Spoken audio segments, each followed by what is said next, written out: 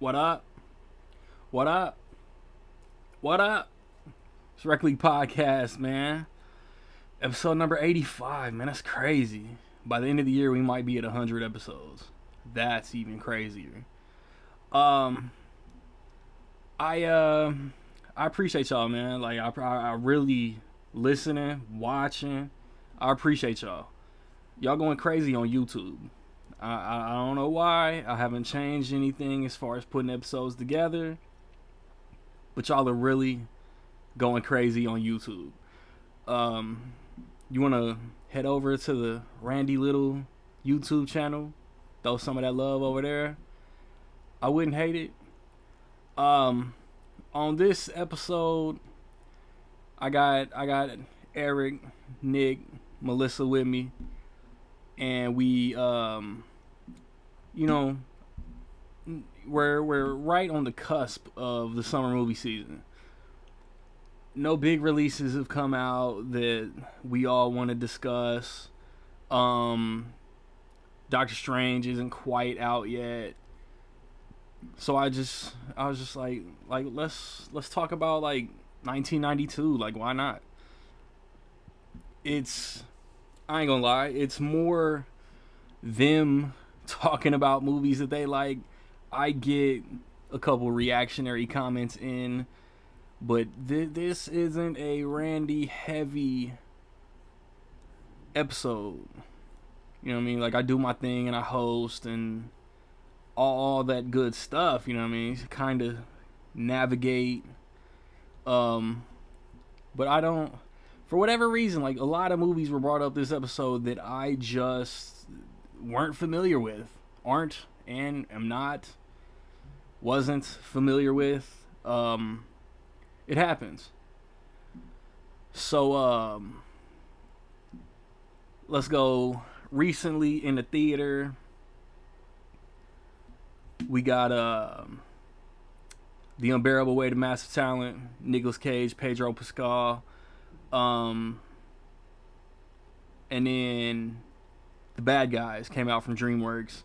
This past weekend, Memory, starring Liam Neeson, came out, finished like 8th at the box office, and my theater didn't get it, so I haven't seen it. Upcoming this weekend is Doctor Strange and the Multiverse of Madness. And then the weekend of the 13th, before the next episode, the Firestarter remake comes out. That's on like Paramount, Peacock, Universal, Peacock. Excuse me. The physical media releases the past couple weeks. You got Siriano that came out, Jackass Forever that came out. I'm not sure what The Humans is, but I've seen a couple people post and watch and all of that. This past Tuesday, Orange County got a upgrade. And then Moonfall came out from Roland Emmerich. Went a Day with Tad Hamilton, The Beautician and the Beast. Like Paramount, like really like scraped the bottom of the barrel to update some of their catalog movies, man. This upcoming Tuesday, Turning Red comes out. It looks like there's another Constantine animated movie, Without Remorse, is coming on Blu-ray. The Outfit, literally just announced like 3 days ago, is coming out this Tuesday. Blacklight, another Liam Neeson movie, coming out this Tuesday. And then the Tuesday before the next episode, it looks like The Ghost in the Darkness is coming out. The whole Jurassic Park series is getting 4K upgrades. Two for the Money. Dog, Uncharted, I believe, comes out that day. Or is Uncharted the following week? I don't see it on here, but I'm pretty sure. Yeah, Uncharted is May 10th. And then it looks like that's it for Blu-ray releases. Let me see if I can slide over to Twitter, because I did do a couple poll questions. So, bear with me. I randomly just asked a couple weeks ago, which did people prefer, Wedding Crashers or 4-Year-Old Virgin? It was damn close. But the 4-Year-Old Virgin won this poll with 55.6%. Wedding Crashers got 44.4%. I think they're both amazing. I love both of those comedies. And then I also asked, we talking 1992, so I wanted to know what people liked from 1992. And I had Aladdin, Batman Returns, Wayne's World as the choices. And Other was the fourth choice. Nobody picked Other. Aladdin wins this, 50%. Batman Returns, Wayne's World both tied with 25%.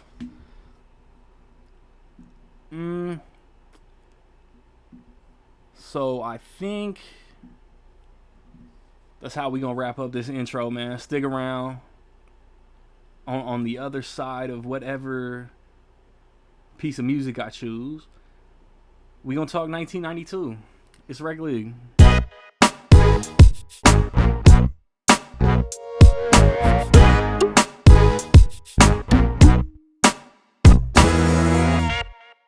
All right, back again. I don't think I said on wax before we ended last time. So I said like right after I stopped recording that we was gonna talk about 1992.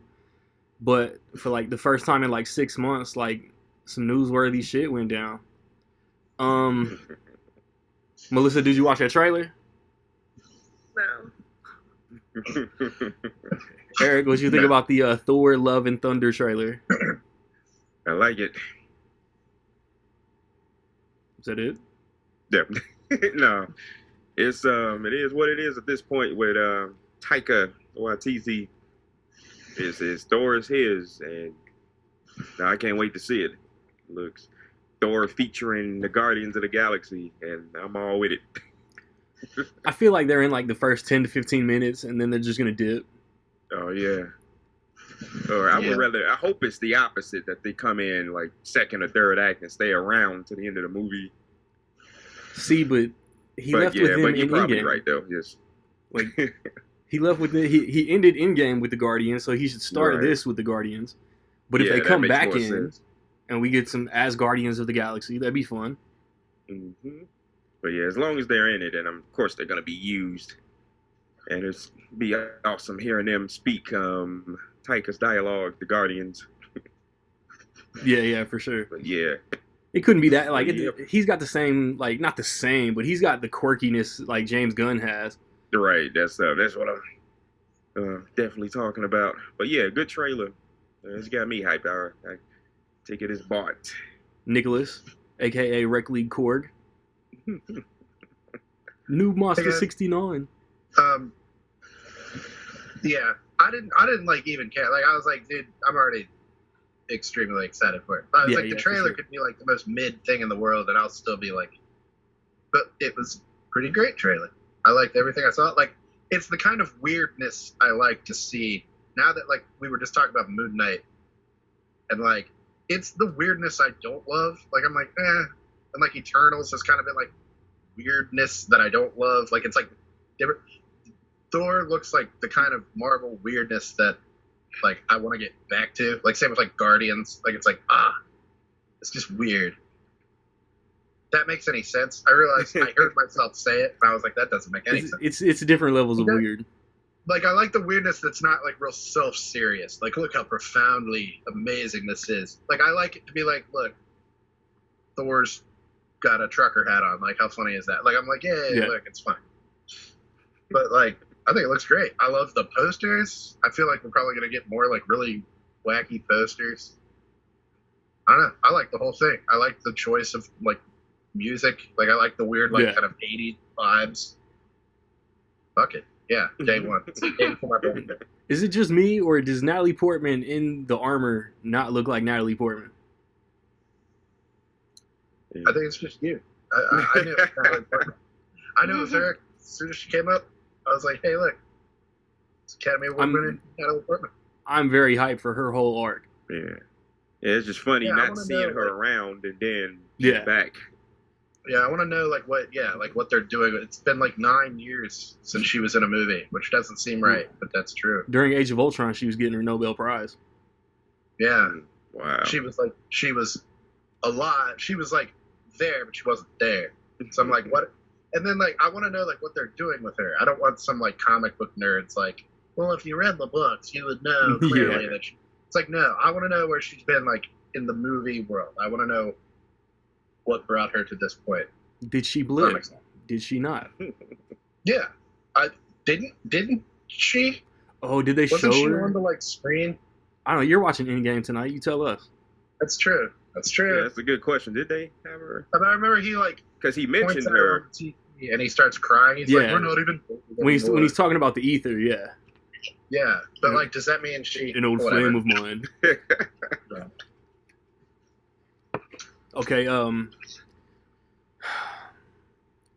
Fast X. Uh-oh.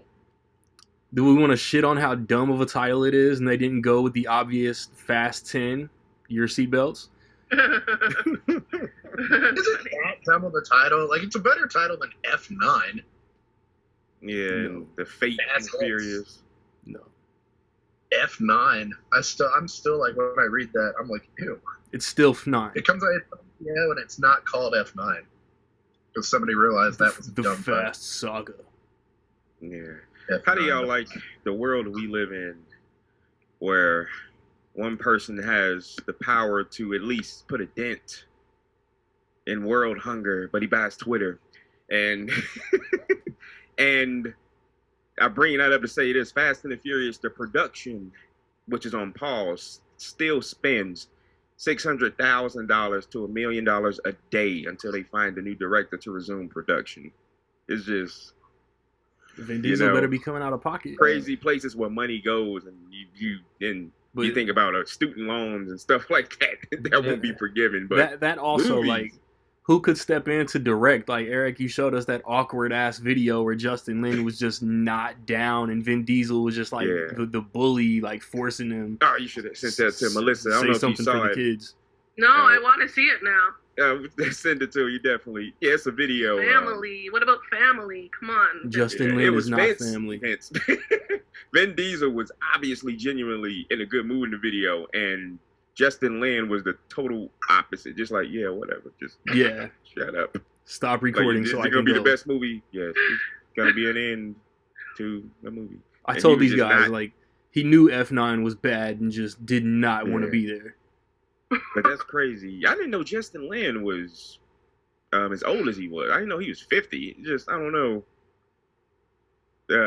Because he's been around a minute. I just thought he was younger. Just random. Like, I've been doing this for 15 plus years of my life. For you to be calling somebody old. 30 when I started. Nah, what Annapolis was like 06 or 05, wasn't it? Yeah, that's crazy. Tokyo Drift was 06. And that's when he basically took over the series. And, and you know, a lot of people like to say he reinvigorated it with Fast 5. But you really think of it as, imagine, I think Tokyo Drift was, without Tokyo Drift, I think it would have phased out quicker. You know what I mean? Burned out. I think it needed that little quotes break in the middle, if you want to call it that. I didn't think that 15 years ago when it came out. Oh, of course not. Nobody did. Nah. That was dumb. But, like, later, it's like it was like he came back to direct more and was like, fuck y'all. Like, I'm going to make that an important movie of all of them. Like, whether you like it or not, I don't care. I'm going to make you love Tokyo Drift. And, like, it kind of worked. When I rewatch it, I'm like, Tokyo. Yes, Tokyo. And I'm like, this is horseshit. Every time I watch it, I'm like, this is bullshit. It's funny, even back then, Lucas Black was like 38. Brad from Home Improvement and Bow Wow. Oh, man. Twinkie. Oh, man. He had an Incredible Hulk car. He did. Yeah, had the fists. What a stupid movie. That's the best film retroactively. I'm like, no, it's still stupid. But the whole thing revolves around, like, we're still dealing with stuff from that stupid movie, like with Han and They did all that. retcon all that dumb shit. I was like, F9 sucks. F9 was fine. It was as good as I thought it was gonna be. I was like, this is probably gonna be. It's gonna be the ninth Fast and Furious movie. And I was Fine like, 9. F for fine. Fine 9. And at this point, even in the Night movie, they're referencing the ridiculousness, and like Tyrese, they gave him something to talk about. Him and his angry acting. That's his method of acting. He's just either loud or angry. We've been through everything. All this going on. God, I can't stand that dude. I'm sorry. he didn't do it. Yeah, he was just mad in Morbius. He was really quiet though. He was like, it's just that's his method of acting. Be angry. But the line from the trailer, "You don't kill people, you heal them," wasn't even in it. Oh yeah, damn it was. He wasn't angry enough. Listen, you see Morbius? Oh man, it's out. So the plan, what I want to do to start 1992. I want to get a movie from everybody that whether y'all hate it, love it, just want to make sure it's included. I want to go around and get that movie from everybody. Oh man, just one. Right? Yeah, it's a lot of. For now, just one. Year. I mean, Tarantino Love debuted. Or hate or whatever or. Okay. I want to talk about a movie I hate from 1990. We usually talk about stuff we like. Like sometimes we gotta squeeze in some bad shit. So we going with a movie we hate from '92? No, or hate. Yeah, whatever right. You want to make sure it gets included. I get you. Okay. All right. Got it. Came out in 1992. Melissa, go ahead. I thought Nick had something he wanted to rant about. No? I'll rant about a movie I hate, but I gotta find one first. Okay. So you don't even have something in mind. Okay. So no. I watched a whole bunch of 1992 movies in the past 2 weeks for this, and I want to mention The Public Eye. This stars Joe Pesci, and he had a crazy year, just like I was gonna bring that up. Maybe the whole decade. I don't know, but 1992 alone, he has Home Alone 2, My Cousin Vinny, and then this movie, which I guess Lethal Weapon. Lethal Weapon 3 did not do anything. Yeah. But I thought it was good. I had been meaning to watch it. I had only heard about it because of Letterboxd, and I was like, what is this movie? Like, the poster's so weird. It's him with this old tiny camera and a huge flash. And I was like, what is this? And I tried it one day, and I couldn't really get through it. But then I tried it again for this, and I ended up liking it. It's in the style of the 40s, so it's like, noir, femme fatale.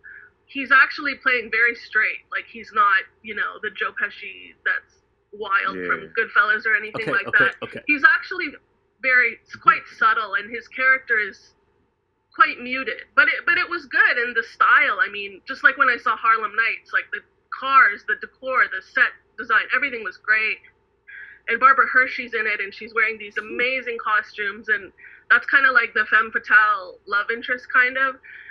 And the story was a little hard for me to completely follow, but the actors, I mean, Stanley Tucci's in it, very young, very handsome, he looked great, and everything was just good. It's I haven't seen Nightcrawler, but I feel like this is kind of like Nightcrawler, but for the 40s. It's actually kind of bloody and kind of mobstery, but I enjoyed it. So I just wanted to give a shout out to that movie because I don't think it did very well, and I don't think many people, I didn't know about it, so. Yeah, I forgot. You said the title, and I was like, oh, God. Then you described the poster, and I was like, oh, yeah, that movie. Yeah. So, it's kind of whooshed by. Yeah, he did Lethal Weapon 3 in 1992. Yeah. Holy. Yeah, he was busy. Oh, my gosh. That's crazy. Turns 30 in a couple weeks. Man, God. Yeah, man, like, Disney had a great release that year. Tarantino debuted. Mike Myers had arguably his best movie of all time. Eddie Murphy had 2 movies, Tupac's first lead role. That's what I kept seeing. A lot of great actors that we like had 2 movies at least. So Tom Cruise was another one. I like Far and Away, and everyone likes A Few Good Men. I was just looking at I was like, what's a movie I don't like, and I came up on Yeah. For some reason, we can talk about that. I haven't watched it in probably 20 years. But when I was a kid, my parents watched it all the time, and I fucking hated Far and Away. I don't know why. Is this the movie he had the horrible accent? The Irish well, accent? he and Nicole are Irish, isn't it? Yes. Ron Howard. Yeah, I just wanted to be, you're a corker, Shannon. Shannon, you're a corker. And I was like, this fucking sucks. And it's so melodramatic. It's so super over the top.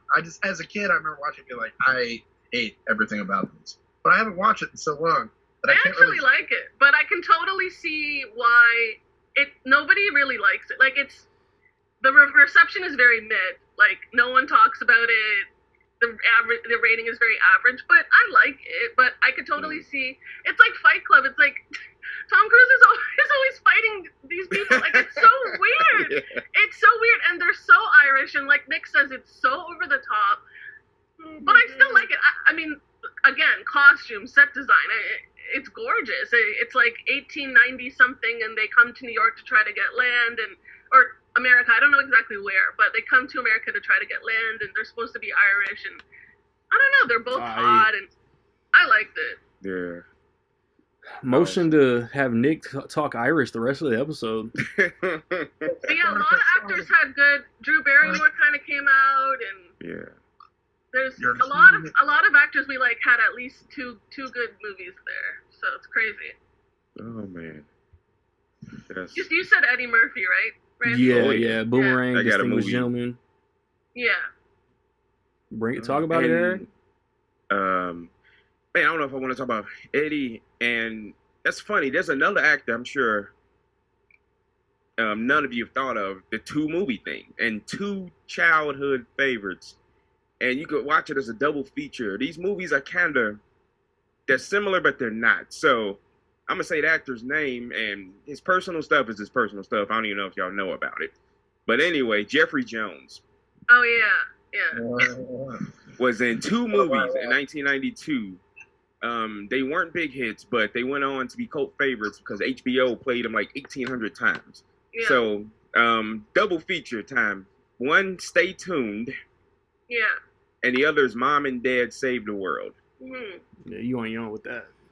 Oh my goodness. It's so, you talk about over the top and far out. Mom and Dad Save the World is it has to be exactly the movie the director wanted it to be because it's so insane. And the title alone, look at Randy I ain't gonna F with that. I've heard of them, but I've never seen them. You never seen Stay Tuned? Stay tuned to the Rec League podcast. No, shut up. So Stay Tuned is interesting because it's one of the rare PG movies by Peter Hyams. And Melissa, you recognize that name. You recently watched a movie by him called Running Scared. Oh, yeah, nice. So Peter Hyams, Time Cop, Randy's favorite Van Damme movie for some reason. Van Damme came out in 92 too. Yeah, so Stay Tuned. You know what it's about, Randy? TV. Well, there you go. And basically the movie is about the devil uses people, he pulls them into an alternate reality of parody TV shows. This a family movie? Yeah. It's technically a family movie. The It has an fuck? animated segment. They make fun of it's like, for example, they're watching commercials, 3 Men and Rosemary's Baby. It's really running weird. over Miss Daisy, driving over Miss Daisy. Damn. Yeah. Sounds like Animaniacs. They would come up with that would be the joke. They'd be like, fuck it. That's a great example. And they run with it, and it's great. Eugene Levy's in it. A pre-Dexter Dokes is in it. Eric King. Surprise, Well, motherfucker. He got a hot top in it. Imagine him with that.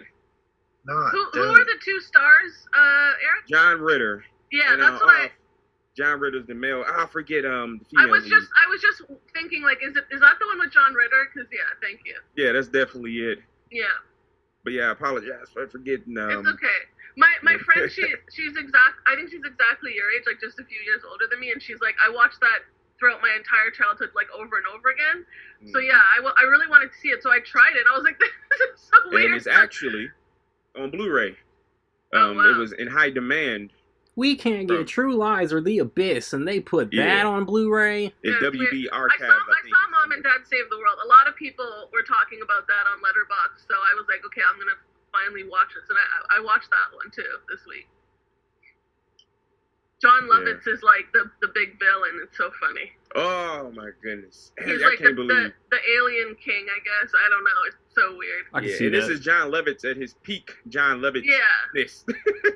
Because he was still on. I didn't really laugh, but it was like entertaining enough for me to have it on. So I got through it. Interesting. Oh man. But yeah, I still want to see Stay Tuned, just because it's so weird. Yeah, it is. Though I highly recommend it. And there was a young lady who was, for lack of a better term, she might have been. What year did Necessary Roughness come out? I think 93. Was it 93?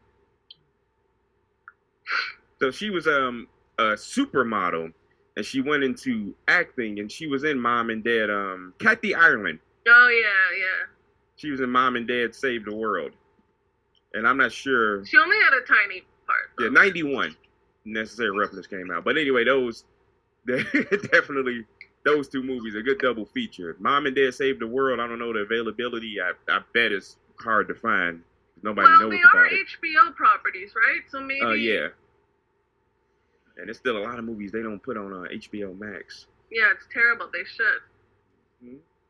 So yeah, that's the two for that one. There's.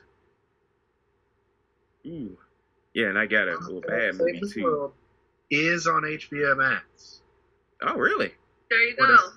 My websites that I use, and Stay Tuned is not.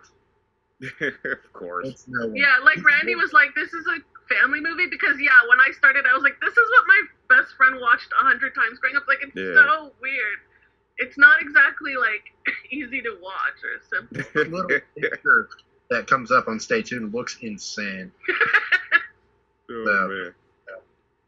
John Ritter, what a guy. Yeah.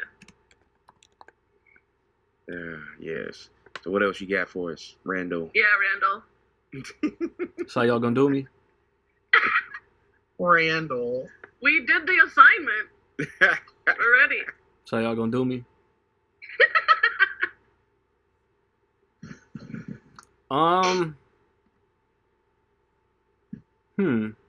So funny how Nick hated Far and Away. That's hilarious, man.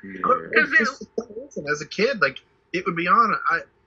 It used to, like, for some reason, like, Sunday mornings just seemed like the time. Like, I would come down Sunday mornings, family would be sitting in the living room, they would have something on, my dad would be making breakfast, and, like, whatever was on TV would, like, set the tone of the day, like, it's Sunday.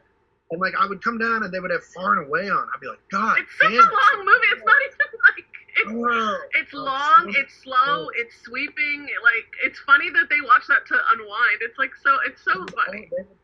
They used to watch movies more often than they do now, and they would watch the same ones over and over, and for some reason that was one of them. I was like, can't you guys do anything? My parents definitely rented it, but I only remember watching it once and just being enthralled, loving it. So I think I forgot it existed, and then I finally watched it again, and I was like, I still like it. I wasn't like adverse to like love stories or anything, because I loved Titanic as a kid. It's kind of like a not good as good Titanic. It's kind of like they're even on a ship, like, you know. Oh man. Accents. I think the accents really played a part into it, because I just remember being like, shut up. There's even like a Billy Zane that's not as good as Billy Zane. Like it's so funny. Yeah, the low rent Billy Zane. Yeah, it's Greg from Dharma and Greg. Oh wow. Damn, I legit probably haven't seen Far and Away in 28 years. Yeah, exactly. I forgot Ron Howard directed it. Yes. Yeah. Oh man. If I watched it now, I'd probably like not feel the same. Like, I'd probably watch it and be like, oh, well, this is a well-made movie. I just don't. But, like, for some reason, like, as a kid, like, I was just like, fuck this. And to see Nicole so young and fresh on the scene, it's I like it, but I get why you think it's ridiculous, because, like, most people agree. Just as a kid, I'd be like, can't we watch Days of Thunder instead of this? With Cole Trickle? Yeah, Cole Trickle. And it's corny. Get out of the car, Cole. Trick away. Cole. Yeah, I still haven't gotten through Days of Thunder, but I like Far and Away, so I guess it's like a girly thing. Yeah. I don't know. Oh, that's hilarious. What if we just bail on 92 and just let Nick do impressions the rest of the No, episode? come on, Randy. I like this topic. I'm so ready. Nick is like 2 for 2 though. These are great. I did the damn research. I don't know, man. I'm like, I remember I saw Batman Returns in the theater. I saw Lethal Weapon 3 in the theater. My relatives forbade me from watching Candyman. Forbade. Man. I don't know. Forbode. Is that a word? Damn. Yeah. I don't think I got to see anything in the theater. I don't think that's. I saw one movie in the theater in 1992, and I was way too young, but I remember seeing it. You saw Basic Instinct in theaters? That was Basic Instinct. Yes. No. No, what was it? Was it really Basic Instinct? No, I went and saw Aladdin with my mom. Of And I course. remember the cave. I remember the whole shit. So I was 2 at most. Like I wasn't even like 2.5. So your mom Like, was I one of remember- those. Yeah. But I know I didn't make noise or do anything. I know I didn't. I never did that as a kid. I mean, maybe I like looked at my mom and was like, "Who's that?" But I wasn't like, Why is he blue? you know. Randy and I have 2 of the same top 3, I think, which is Wayne's World and Aladdin, right, Randy? I have Wayne's World at 3 and Aladdin at 1. No. Yeah, and I have Wayne's World at 1 and Aladdin at 3. So, I might have Wayne's World at 2 and Aladdin at 1. wow. Ooh, same. Samesies. I got like 3 of my favorite comedies of all time came out in 1990. What are the other Well, 2? Huh? What are the other 2? Like Home Alone 2, I don't necessarily I think of like, oh, that's a comedy. Like it is. So it's like, that's comedy. That's like my favorite Christmas movie. Like even maybe over 1. Like if you put a gun to my head and said, you're going on an island for Christmas, you can only take 1 Christmas movie, I'd be like, Eric? let me get Home Alone 2. Like let me get 2 because he's in the hotel and that's funnier than the house. But Yeah. What's up? That's the hang up. on So that's the hang up on Nick's sign. That was Yeah. It's on par with 1 to me. If it's not better, it's on par with it. It's, I it's get it. I get it. Right. It's more Christmassy. Like 2 is just, I don't know. Home Alone Something 2 about- to me is the one rehashed, complete carbon copy of the original that I'll forever give a pass. Yeah. He's in New York, No, but it's everything not. else is the same. But the New York stuff is so exciting. There's so It's much great. fantasy in the He goes to second the one. toy store. There's the He goes element to of the toy fantasy. It's store. so big. The first one is actually really melancholy. It's like sad, and I like it. Yeah, that's a good, interesting. But really he's all fast. alone, literally, Yeah. home alone. It's in the Meanwhile, title. in New York, it's like he's actually really happy. Yeah, there's a little bit of joy, a lot of bit of joy, yeah. He's And really shout out to one of the best performances in the movie. And this dude is having the time of his life being, I guess, the semi-villain, Tim Curry. Pennywise. So not Pigeon Lady like I thought you were gonna say. No. Like, I like Pigeon Lady more than the old guy from the first one. How, Like, or yeah, as much. At least I think she makes as big an Randy's impression. so upset by the. Nah. No as way. Home Alone. And to me, they're probably on par. But it's like people act like 2 is not as good as 1. I'm like, it's definitely as good as 1 Two- at least. 2 is so good that the rest of the sequels don't exist to me. Well, Yeah. of course. I mean, they do. They exist. They were absolutely the fuck don't. I'm not mad. I'm just thinking that the South Bend I'd Shovel love Slayer to. has connection to Indiana, so I like him over the Pigeon Lady. No, man. Oh my there. gosh.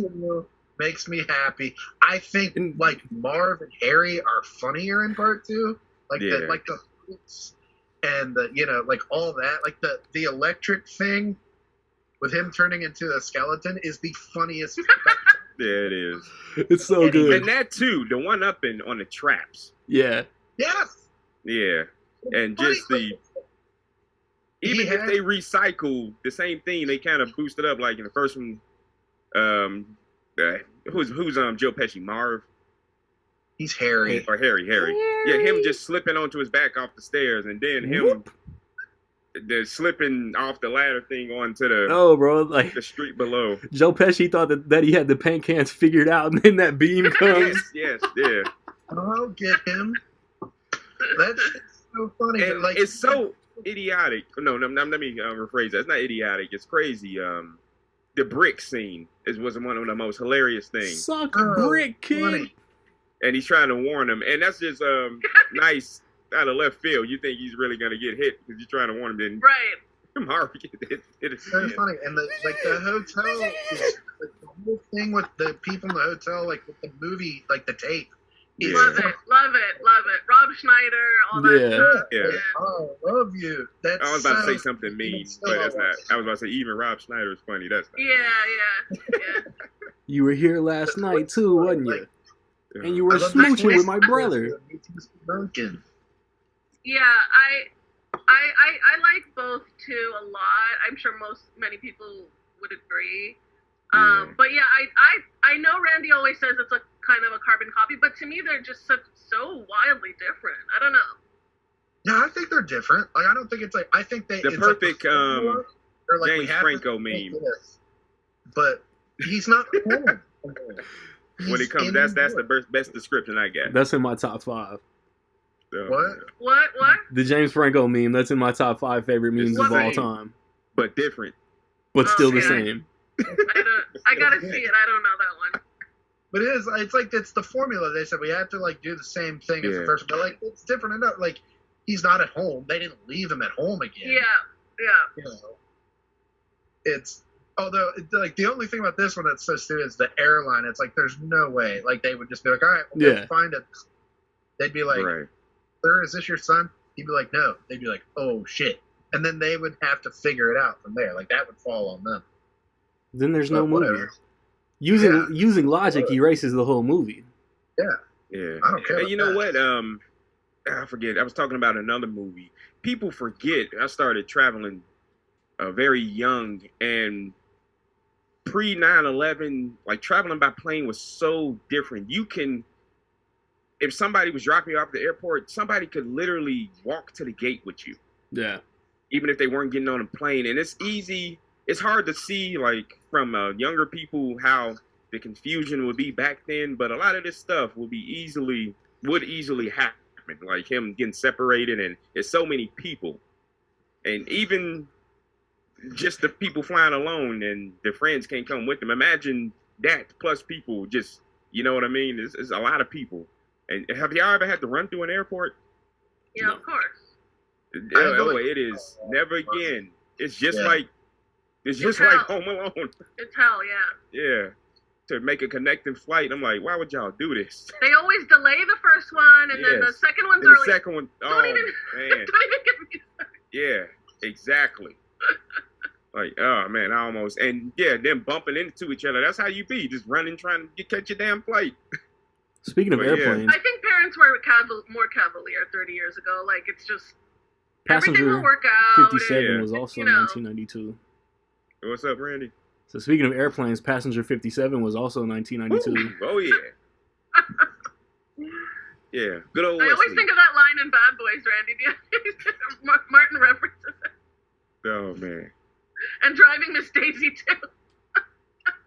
They love those references. Passenger 57, wow. Wesley Snipes' first movie to display his martial arts skills. Hey, Wesley also had 2 movies this year. What was the other one, Randy? I was thinking of that. White Men Can't Jump. Oh, yeah. Classic. Recently had an anniversary and a reunion. Well, they're all having their 30-year anniversary. Yeah, Wesley had a lot of people had a... Yeah, awesome it's crazy. It's like, does that still happen? Because why does it's like all these stars had multiple movies. Yeah. Crazy. Well, yeah, things cost a lot less back then, right? Like, Robin Williams Andrew was Garfield in in 2021. It don't happen that much. Yeah. Exactly. Andrew Garfield had 3 movies last year. Movies are too expensive now. In 1992. Who was that? Sorry, Nick. Wesley Snipes had 3 movies in 1992. There was a drama. Also in a movie called The Water Dance, if you remember that. That's where he and Eric Stoltz. Yeah. The Water Dance. Of course. Oh, yeah. That's 3 very different movies, though. Oh, yeah. I think Wesley's amazing. I mean, The Water Dance. Yeah, that was shit, Freddie. I think he's great. But yeah, that's 92, man. And another movie came out. I guess we're randomizing it, right? Well, we hit shuffle. Yeah. Shuffle. Yeah, so the first time I noticed a particular actor wasn't in Thelma and Louise. It was in a 1992 movie called I know Cool what you're World. gonna say. Yeah, is it A League of Their Own? Oh man, what's up, Melissa? A League of Their Own? Is that what you're gonna say? Oh no, Cool Oh. World. Oh, okay. No, not Gina Davis. I was on her back in the 80s with The Fly. Yeah. No, I'm talking about Brad Pitt. Oh, okay. And Cool World, or Ralph Bakshi, I can't say his last name worth a damn. The artist who directed movies ever so often. He directed the animated Lord of the Rings in the late 70s. And Cool World was, so back then I'm 11 and I see live action mixed with cartoons. I'm thinking Who Framed Roger Rabbit, and Cool World was a very, very, very mature PG-13 movie. Yeah. And a lot. I don't know if y'all remember it. I think a lot of kids ended up Vaguely. seeing it, and because of exactly that reason, yeah. Yeah, I saw it. It's kind of a trick. It's kind of weird. It's adult content and sexuality. I'm like, okay, what's happening here? And Kim Basinger is Hollywood, and Yeah. What's funny is I saw that when I was a kid and blah blah, didn't think much of it, and then the ratings are pretty bad. I didn't realize that was a poorly received movie. yeah, it was. It's because that's Ralph. He type of artist he is. He's real abstract, and the movie is bizarre and nuts. And yeah, but you saw of course you saw it. I didn't see Thelma and Louise. He had it there. The cool factor of Brad Pitt. Yeah. Me as 11, I'm like, this kid's going somewhere. And but Yeah, that's why I was surprised that Cool World really wasn't received well, but I guess no one really talks about it, so it makes sense. nah, it's have you seen it, Randy? I don't think so. Oh my goodness. You would have known if you've seen it, so that's a no. I should watch it again. That's one that I want to rewatch. That's always in the back of my head. I'm like, dude, I should rewatch Cool World. Yeah, same. I haven't, but I remember that's another one. I remember my dad having that on one day, and I was like, "What the hell is this?" I think as a kid, I thought is this Who Framed Roger Rabbit? I've seen that, and they say it's Cool World. Yeah, it always anybody that comes across it to see the poster, it's always the comparison, even though it's two totally different movies. Who Framed Roger Rabbit? So Eric, it didn't feel like a copy of it? No, it's so different. The only thing it has in common is that mixing live action with the animated but also characters. the femme fatale, right? Kim Basinger? Yeah, it's it has stuff in common, but it's not hard in common, with Okay. because there's the story wise, that's where the comparison ends. Yeah, it's really hard to explain if you haven't seen a movie. It's so batshit crazy. And Gabriel Byrne is, I didn't know this as a child, but yeah, he is horribly miscast in this movie. And you'll see why when you watch it. The main character should have been Brad Pitt. He was more of a supporting character. Yeah. So yeah, it's but Kim Basinger was she was she was having I fun. love her. Yeah, she was. Yes. I want to mention a movie because Randy, I don't even think has seen it, so he's not going to mention it. But besides Wayne's World and Aladdin, which also comes in my top 3 is Sister Act. I feel like Sister Act, I always make the same joke that Whoopi Goldberg was like our substitute mother. That's how much we watched that damn movie, my brother and I. Wow. That movie raised us. We love it so much. I still cry when I watch it. It's so good. Yeah, and I think everyone has celebrities that get that free pass. Okay, they're acting like an idiot now, but whatever. Whoopi's that celebrity for me. She can do no wrong in my eyes. Yeah, she says crazy shit. She's on The View or whatever, but it's ugh, damn it, Whoopi, why are you gonna be like this? I love you so much, just because of this one movie. My brother loves the sequel, but I don't like it as much, so that was never really a big thing for me. But that first one, I mean, that movie really formed me a lot. I love it. Classic. So you haven't seen Sister Act, Randy? No. How many movies have we mentioned that Randy hasn't seen so far? Man, He was too young. This is something. It's not like Nick, where the parents just keep putting these movies on him. They used to just have shit on all the time. Like, we absolutely had Sister Act on VHS. I haven't watched it in a long time, but I do have fond memories of being like, oh, this is great. And I remember being like seeing it like maybe a little later, like kind of being like, that's the lady from Hocus Pocus. Like, right. Yeah. Kathy That's Najimy. Yeah. Yeah. Exactly. I It's remember so bringing, good. I remember bringing Sister Act. I went to a daycare center as a kid that was also like a Catholic church. They didn't really like make us do anything like churchy other than we had to like say a blessing before we ate. Other than that, it was very, very, I don't know, normal. Is that the word? Secular. We would watch movies some afternoons. Like they had like a room with like one of those TVs, and we were allowed to bring our own movies. And like one time I brought Sister Act because it's PG, and like the lady that was in charge like looked at it. She was so confused. Like she was like, "Is this? Can we?" And like she was saying, like, I don't know if we can watch this. Doesn't look. I'm like, it's funny. We watch it at home. But she said, but I don't. What? She was, that would be the perfect movie. Yeah, you would think. That's perfect. It's like it actually shows the nuns in such a positive light. Like, you know what I mean? I'm thinking like, dude, it's PG. We can watch it. Like we watched like The Sandlot, and they say like curse words and stuff in that movie. But she was so confused by Sister Act. She was like, I don't know if we can. Whoopi Goldberg. I don't. And I was like, come on. We ended up watching like Bambi or something. Oh yeah. We watched every Whoopi movie back then, and like some were not good. Like, but man, she was really such a big star at that time. She was in everything. Like, she was on The View, and every time I hear about it, Whoopi Goldberg had to yell at Megan McCann again, I'm always like, why is she on The View? Like, there's an Academy Award-winning actor. Like, I'm always like, I'd be like, yes. I've said that for years now. Like, I'm like, she should just be like taking random movie roles. Or like being like the new Star Treks or whatever. Like, there's so much out there. Yeah. She's just God, she's such a good actor, and I agree. Like, why? Totally agree. Why is she doing this? Like, yeah, they must be tuning her up real nice with the paychecks. Sitting there talking. Steady gig, you know. Right. But oh man, all right. So we gotta get a movie that Randy, what have you seen in this? So with that, I'm gonna pick another one I'm pretty sure he hasn't seen. Was this a bad idea for a topic? Oh no, it's a great idea. For me, it's perfect. Like anything in the '90s, I love. So how many movies have y'all seen about a subterranean rat monkey? Zero. So I'm gonna talk about that one before Lord of the Rings, before King Kong, before all these big movies.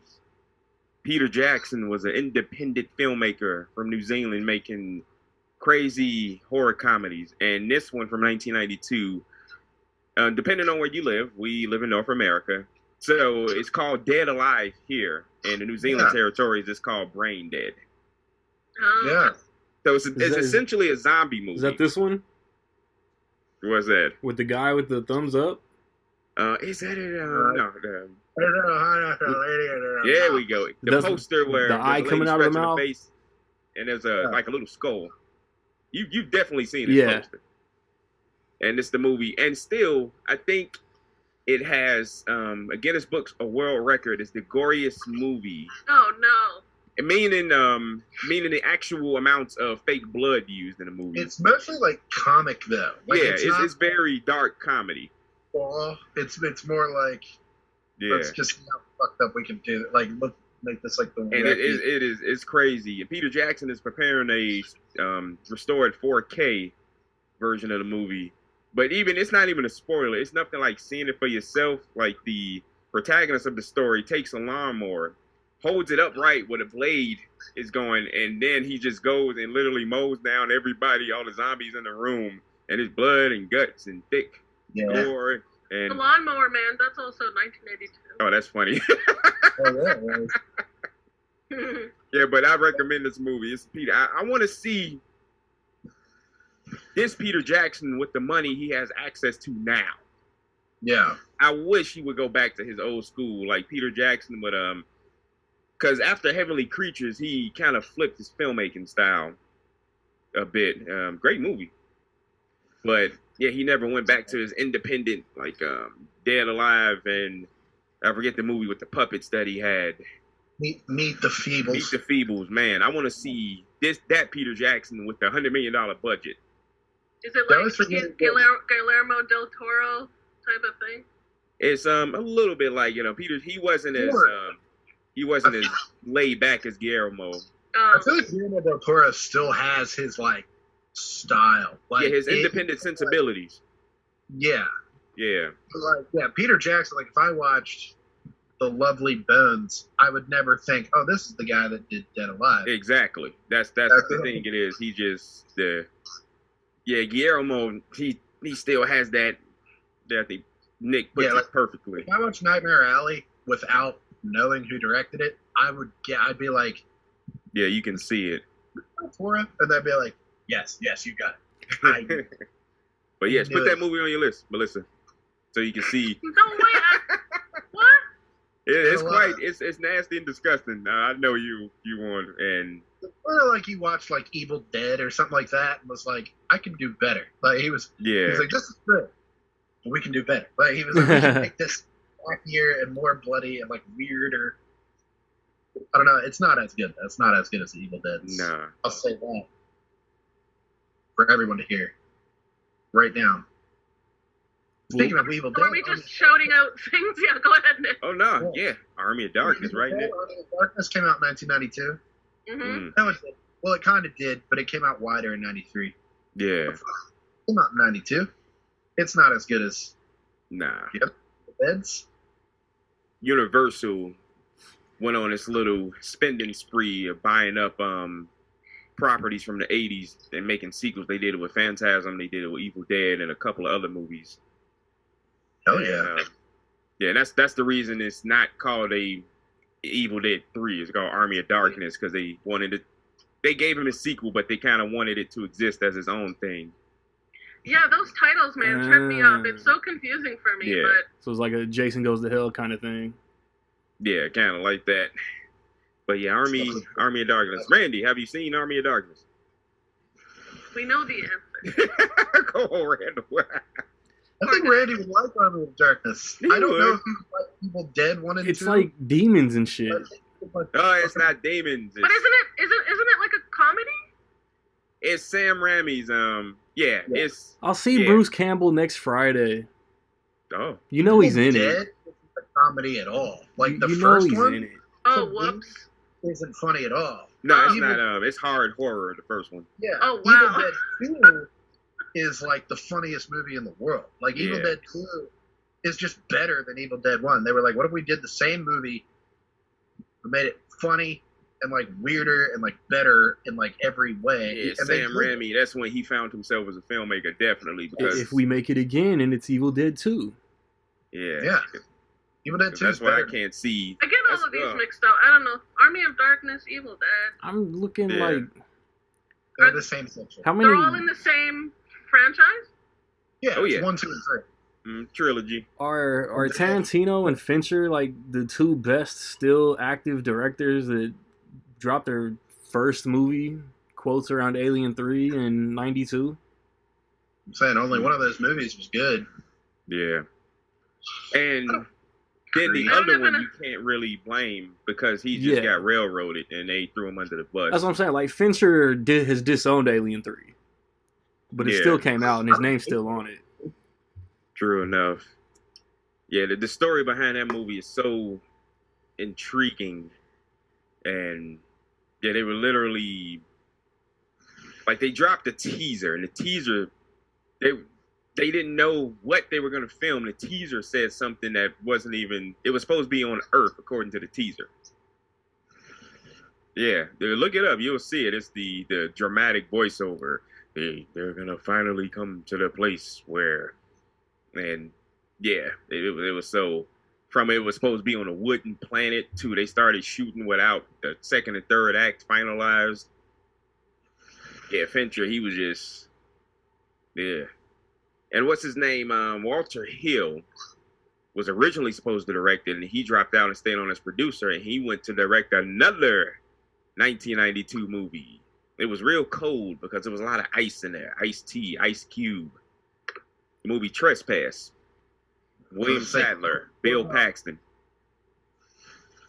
Yeah, oh man. The cast was amazing. The predominant black cast. I think William Sadler and Bill Paxton are the only two non-black people in the movie. And it was. Have any of you seen this movie? I have seen Trespass. I've been meaning to try to buy it. Watching it before its anniversary this year. Like I've got like a list. I'm like, dude, I need to rewatch that before I speak about it. Definitely. When I do my little posts. No, so it's a simple story. Simple story. William Sadler and Bill Paxton, R.I.P. They play two firemen who are trying to put out a fire, and a man in his dying words gives them a treasure map or whatever. And they go travel 200 miles to this building where it's supposed to be. And at the same time, there's some mobsters there, and they kill somebody, and they witness the murder, and they get trapped in a building, and they take one of their people hostage. So it's a standoff. It's like a modern day Western, pretty much. And it plays out. It's a good movie. I'm not doing it any justice the way I'm describing it, but it's good to see. I remember them like being in a house. They're trespassing. But, yeah, I remember them. Yeah. I was like, ooh. But yeah, there's so many familiar faces, even if you can't name them in the movie. Yeah. Yeah, and it's the first movie where Ice Cube and Tiny Lister, Debo, are in together. Oh, okay. Yes, and the character, we just call him Debo.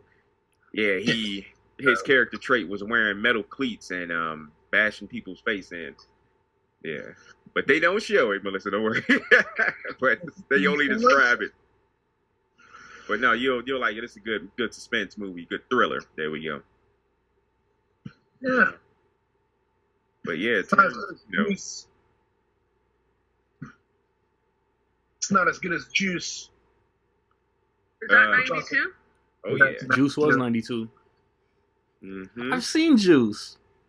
Oh wow! Oh, wow. he owns it too. I can see Randy's face being like, "We just pick every movie he hasn't seen." You're right. Finally get the juice. Yeah, you got the juice now. Haven't you seen my movies? I was in Juice. Deep Blue Sea. Jurassic Park. Yeah, Juice was it was a good flick. Oh, Bishop, Crazy Tupac. Yeah, Juice is amazing. One of my best lines ever, and I try to fit it into every argument when somebody asked us, what did Bishop say? They were arguing. Like, I tell your mama you ain't shit. Have you seen it, Melissa? What's up? No, I have not. We gotta get you on that. It's probably, what do you all say, or Nick and Randy? Tupac's best performance in a movie? Hands down. Yeah. If it's not, it's his most like iconic. Yeah. Like that's what you think. You're like, remember Tupac the actor? Like I do. Right. I remember the lockers. Oh, I was just about, you beat me by 1 second. The locker scene. Yeah. That's when you knew he can act. You know what? Yeah. Maybe I am fucking crazy. Yeah, when I said that, I was sort of tripping. Yeah, and the elevator scene, I'm like, God, dog, I remember. And what you got? And this, the acting in the scene, my F's all nervous, and Tupac just, what you gonna do? Just dead stare the whole time. And directed, I don't know if his directorial debut. So Spike Lee's regular cinematographer, Ernest R. Dickerson, directed this movie. I believe so, yes. And I don't know if it's his debut. I think it is. Yeah, but great debut. He went on to direct one of my favorite horror movies based on a premium TV television show, but that's not 92, so no, hell no. He did direct that, but I'm talking about Demon Knight. I know what you was talking about. I can't stand Bones. Don't get me on that. What? Snoop Dogg. Oh no. What's wrong with Bones? Oh my It is goodness. trash. What's right with Bones? Bones. That's fair. God, I can't. Oh, don't get me He started. directed Bulletproof. He directed Never Die Alone. I love Bullet. He directed some episodes of DMZ with Rosario Dawson. It did.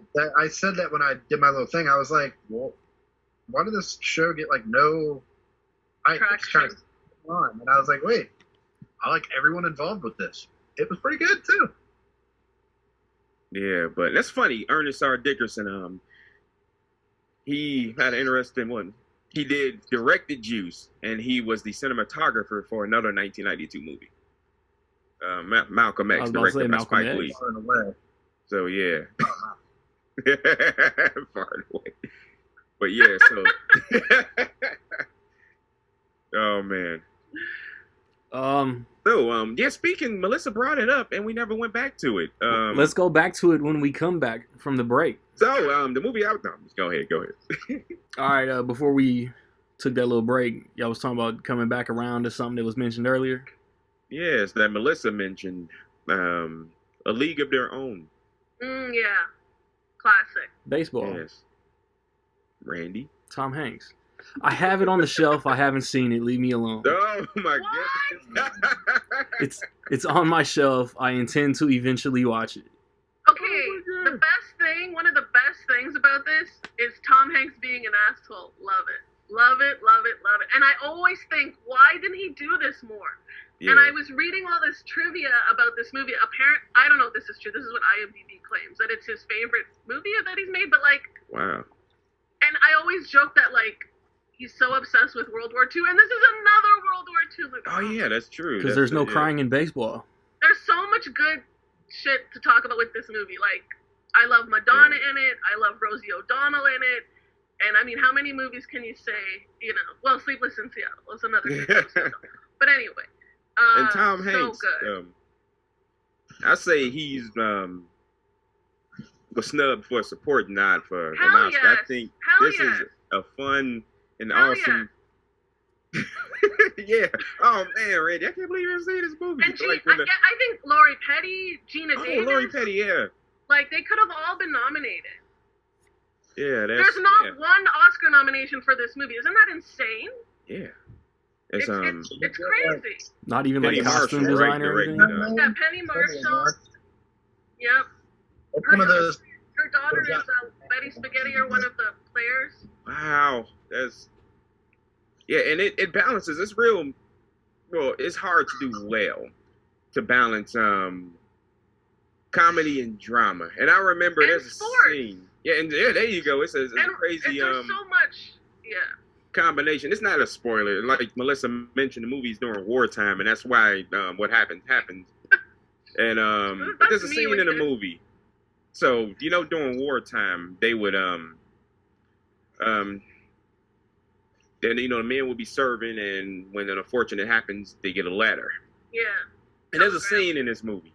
It's such a great, sad but a great scene when one of those letters comes in, and it's a tear-jerking scene.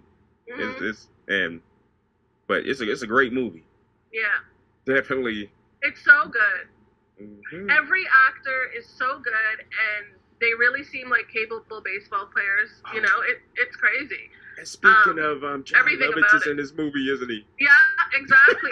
And what's crazy is I read that he had a much bigger part, and they cut it down so much, and they said the test audiences were just roaring, dying, laughing at everything he said. So it's like, why did you cut it down? Anyways, but yeah. I guess they want him to. Oh, that sucks, man. Yeah. Yeah, because he was the recruiter. That's another one who had a big year, John Lovitz. Yeah, just remember that, like, literally. So what do you have on Blu-ray, Randy? Yeah. Buddy, what the heck? Come on. This is like film school for Randy Day. Oh, man. Yeah, it's a lot of, because A lot of good sports movies. A lot of good sports movies in 1992. Well, what's some more? Mighty White Ducks. Man Can't Jump. White Man Can't Jump. One of, if not the best basketball movies ever. Yeah. One of the best one-scene street hockey scenes, Wayne World. Yeah. Yeah. But yeah, One Game of the on, best or hockey whatever. movies ever. The Mighty Ducks came out in 1990. Wow. Right, that's right. Yeah. Man, I just want to go back. Like, why can't we go back? Yeah. And not for nothing, the Cutting Edge. Cutting also. Edge. With D.B. That's a Sweeney. good reference. I Good was just reference. about to ask, was that 92? Yeah, and What I always happened- say, what happened to him? What, right? D.B. He Sweeney. shows up. Such a crush on him from that movie. The He aliens shows up really as kidnapped his a random ass chick. from Pie in the Sky. I like him. He's like, I'll do the Leonardo DiCaprio thing. Like, he'll show up in the most random shit. DB Yeah. Sweeney. I'll be Yeah, I like, know. DB. Yeah.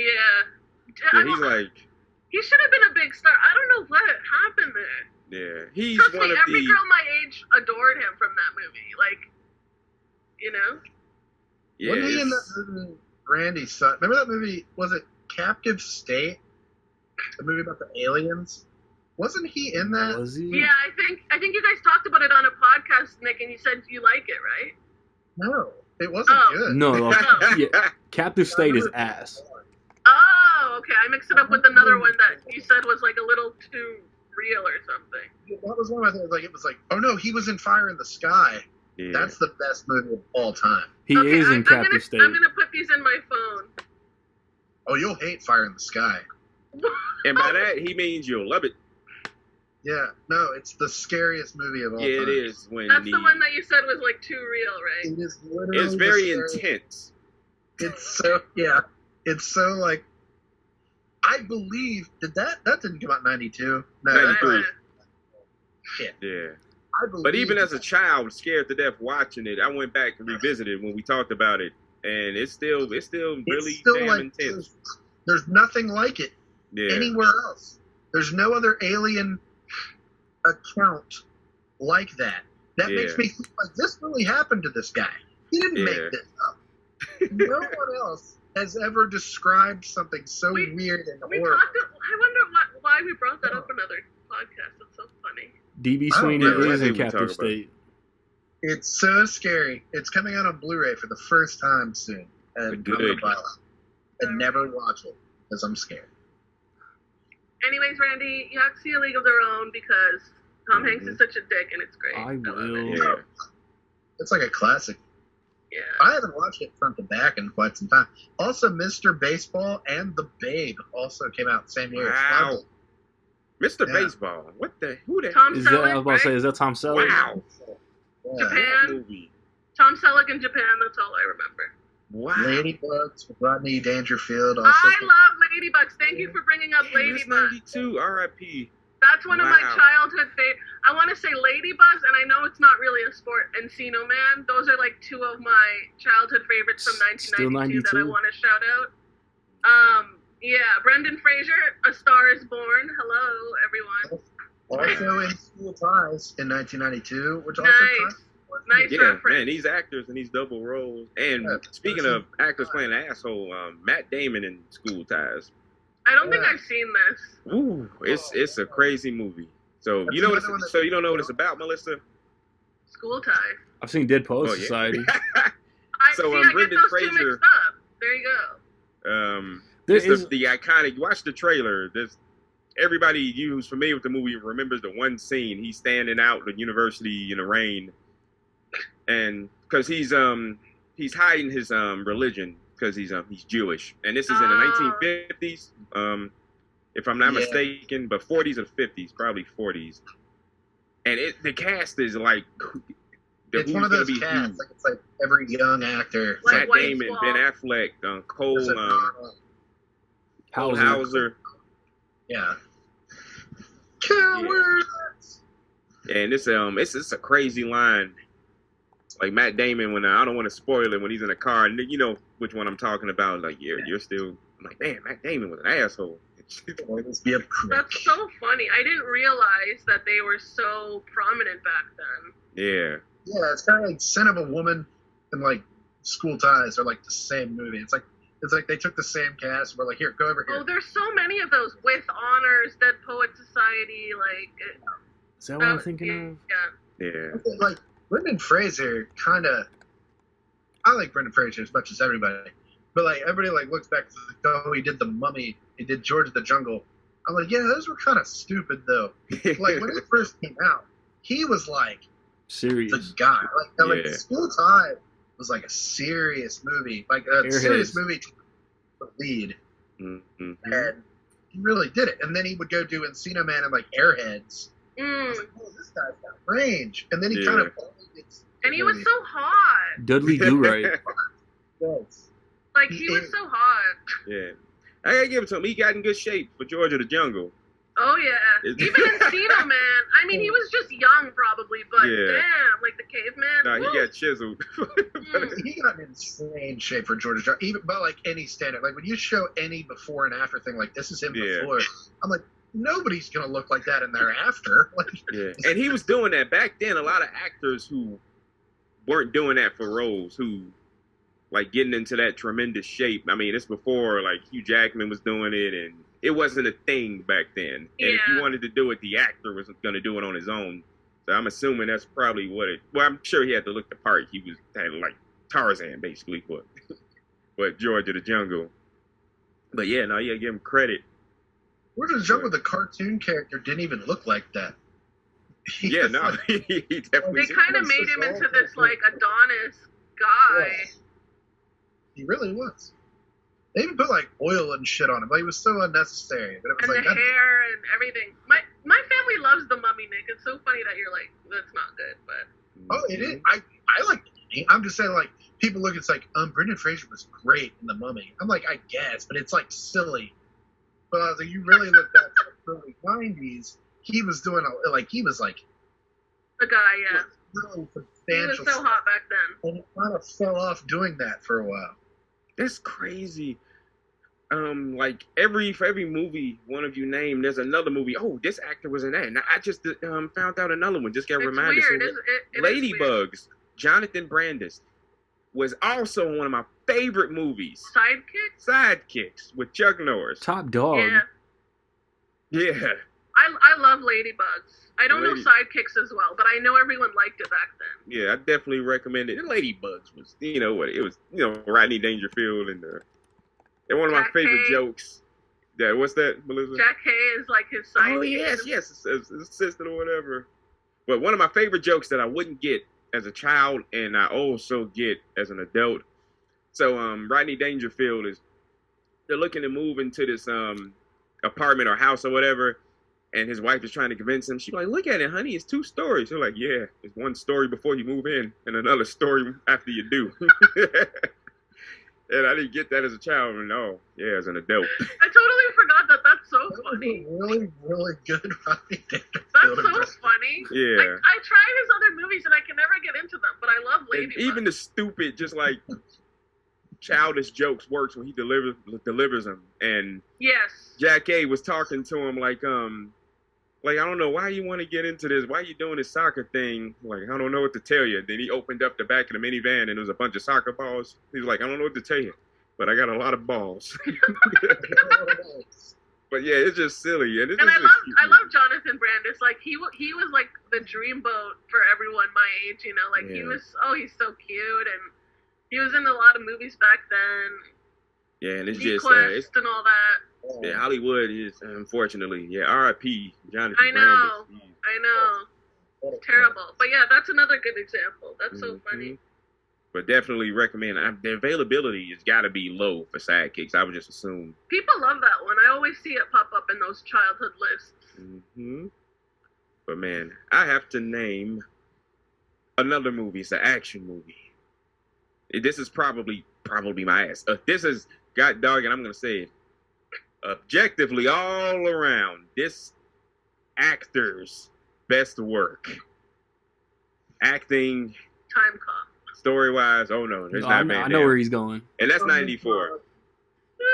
There was a Van Damme movie in 92. I talked about that recently on a podcast, dedicated a whole episode to it, but it's not Universal Soldiers.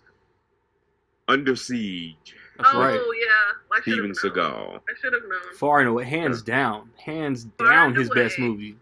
By Ron Howard. Steven Seagal.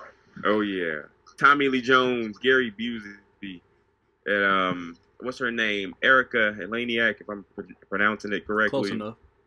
There's Jordan Tate, Miss July '89. Is it '89? But yeah, it's yeah, Steven Seagal. This is his most. He's a martial artist, action star. He's not an actor, and his charisma. He has the charisma of an ink pen that's half empty. But Wow. but in this movie, you can see that he's actively trying to give a performance. And like I mentioned, Gary Busey is Gary Busey. I mean, he's got other legit actors in the cast. Oh shit, Yeah. Tommy Lee Jones. I'm gonna have to try this time.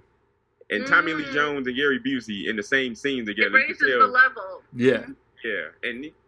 But no, action set pieces, everything. The movie still holds up very well. And Andrew Davis would go from this right into The Fugitive with Tommy Lee Jones. I love that guy, Andrew Davis. Yeah. Awesome director. And he seems to get like the best performances out of these martial artist actors because he directed Chuck Norris's best movie with Code of Silence. And if you haven't seen that, it is easily Chuck Norris's best movie. His most popular movie is going to be the mission and action movies, but his all-around, actually objectively good movie is Code of Silence. But yeah, 1992, Under Siege, easily, like Randy said, Seagal's best all-around movie. Yeah, I'm not like a huge Seagal guy. Who is? Yeah, Under Siege is pretty good. Yeah, Seagal himself is a huge guy now, but that's mean. But yeah, and is that what's the one where he plays a chef, or is that that's the it. one? Because I was telling Randy, I was watching an episode of Chopped, and this chef on there, his entire career was because of Under Siege. Wow. Like he was half in the Navy and also a chef, and then so they had all these military people on Chopped, and he was like, yeah, I became a chef because of Steven Seagal. That's hilarious. Steven Seagal inspired somebody Pretty influential. not to become a martial artist, but a chef. No, yeah, I think he was both. Oh man, that's awesome. Yeah. But yeah, 92. Can I bring up one randomly? Yeah. I want to bring up Single White Female. Oh. Because I really like this movie, and some movies they become in the part of everyday language because they hit it right at the moment. It becomes a phrase people use in their everyday life. It's crazy how Single White Female did that, and it's so good. Great performances, great story, extremely relatable, and whether you're a man or woman, I think it's very relatable. And it's funny because I watch movies today that I feel like are inspired by it. I know that it's 92 and I don't know what may have inspired that, but I watch a movie like Ingrid Goes West and everyone's like, this is the greatest movie. And I'm like, man, I've seen this so many times. This is just Single White Female. Yeah. And so many movies do that, like The Roommate or whatever. Anyways, it's so funny how people will be like, this situation is like Single White Female. Like, it 30 years later, people still use that phrase. It's crazy. So I just think that's a really good movie, and I hadn't watched it since I was a kid, and I watched it again, and I was like, this is so holds up. Like, it's so good, and the story is universal. You can still relate to it. This movie made me afraid of high heels. Yeah. I don't know if any of y'all get that. I'm gonna listen. You gotta remember what I'm talking about. Yeah. Like, God, dog, that's one of the most violent, like, out of the blue uses of a There's so many movies shoe. like that, but that's the first one I remember. So Yeah. I don't know. And we inadvertently just stumbled onto something. Take Single White Female and just take the first word of the title and add an S, and you got another movie with Bridget Fonda. Yeah. Oh my God, Bridget Fonda, that's right. Yeah, I like Singles too. Not as much, but I do like it. And Eric, you know how you talk about how living single and Friends? Yeah. It's crazy when I watch Singles now because I'm like, I think Friends kind of took from this too. It's very Friends-like. Yeah, it is. And I think Cameron Crowe was pissed off when Friends came out. I will be too. Because I think they asked him to do a show and he's like, I'm not interested. And then someone just went ahead and did one. And Singles is very Friends-ish, like Gen X, people dating each other, people being friends. There's singles, obviously. Like, it's weird how it reminded me of Friends. It was crazy. I like the singles a lot. And the music, the Seattle grunge scene. I mean, that's so my type of thing. I got into a lot of music because of that movie. That's Eddie Vedder's in it, and he's so cute. Oh my gosh, yeah. Let me ask you all a question, because there's a movie I want you to say from this year that was mentioned earlier that should be the answer. What was the very first in y'all's movie watching life where you saw a scene after the credits of a movie? No idea. I don't have that kind of memory. When I was 7, I probably didn't watch the whole credits. Yeah. They didn't exist before the MCU. Yeah. According to most people, Ferris Bueller never did that. People think MCU like invented that, and they really didn't. So Ferris the movie Bueller from this year or that X-Men: does The it, Last you Stand all don't know never it, do did you? Unforgiven. No, Unforgiven. Yeah, I'm still old. I'm still Clint Eastwood. Rock-a-doodle.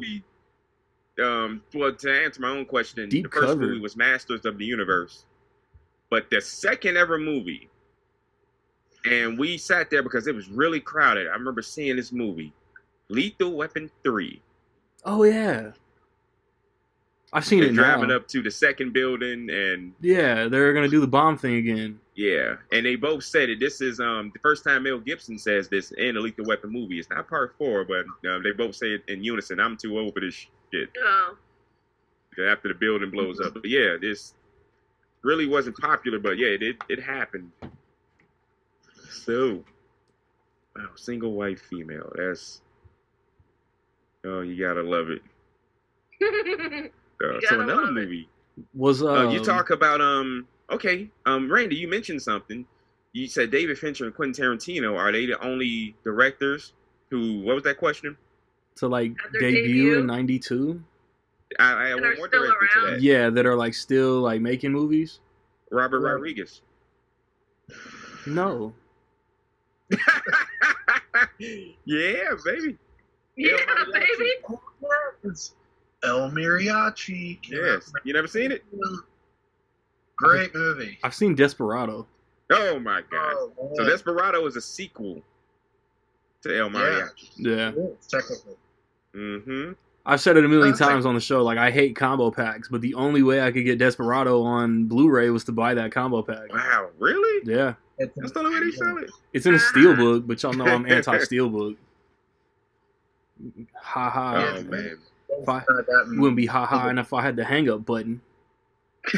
Stupid. You really hang up on people. El Mariachi's so good.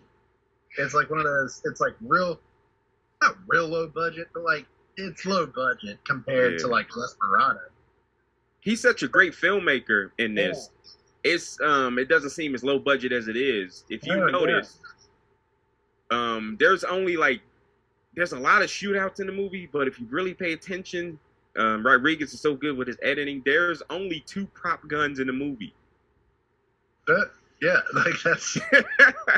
It's the Uzi on the poster that El Mariachi mostly use, and then everybody uses like the same other pistol, but it cuts. Yeah. They're never in the same shot, so it makes it look like everybody has their own weapon. Yeah, but it's and it's like Reservoir Dogs. Like you're so into it, and you don't even think it's like this movie probably cost like $10 to make. Like they've been in the same room doing the same thing for the entire 2 hours. So damn. So Robert Rodriguez and Quentin Tarantino debuted in the same year. That's kind of cool. Yeah, it's cool. So what's the movie that's I know Randy makes fun of it. It's getting a lot of hype. Everything, Everywhere, All at Once.